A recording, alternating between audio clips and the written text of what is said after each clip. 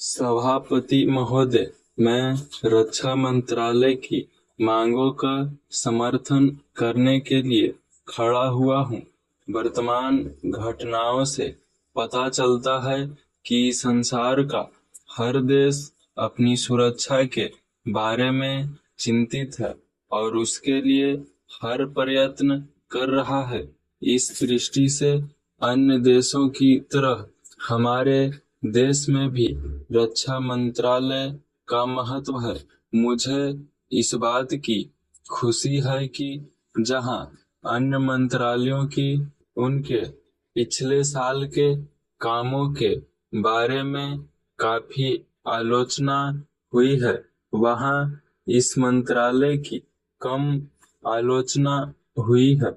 इससे पता चलता है कि इस मंत्रालय ने पिछले साल अच्छा काम किया है। मोटे तौर पर किसी भी देश की सुरक्षा नीति का लक्ष्य यह होता है कि दूसरे देशों, खास तौर से पड़ोसी देशों के साथ मित्रता के संबंध स्थापित हों और हम एक दूसरे के मामलों में हस्तक्षेप न करें। लेकिन उसके साथ यह भी जरूरी होता है कि हम अपने देश की सीमाओं और अखंडता की रक्षा करें।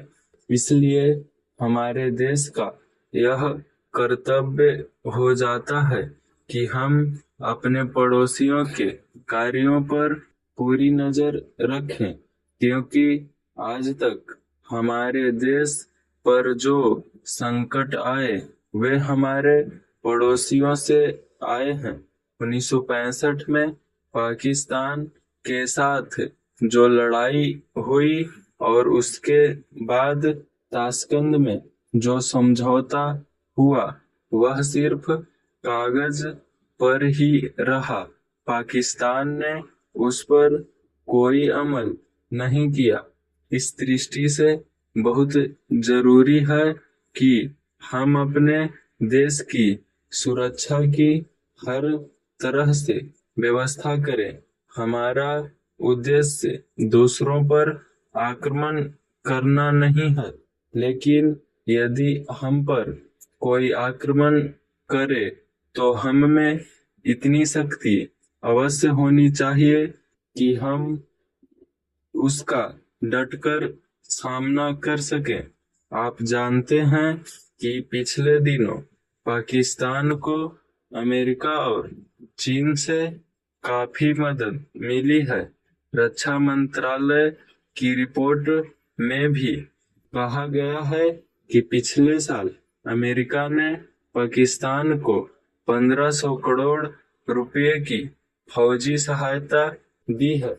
आज जहां हम फौजी सामान के लिए अपने कारखानों की मदद से अपनी शक्ति बढ़ाने का प्रयत्न कर रहे हैं, वहां पाकिस्तान संसार के देशों से फौजी सामान खरीद रहा है।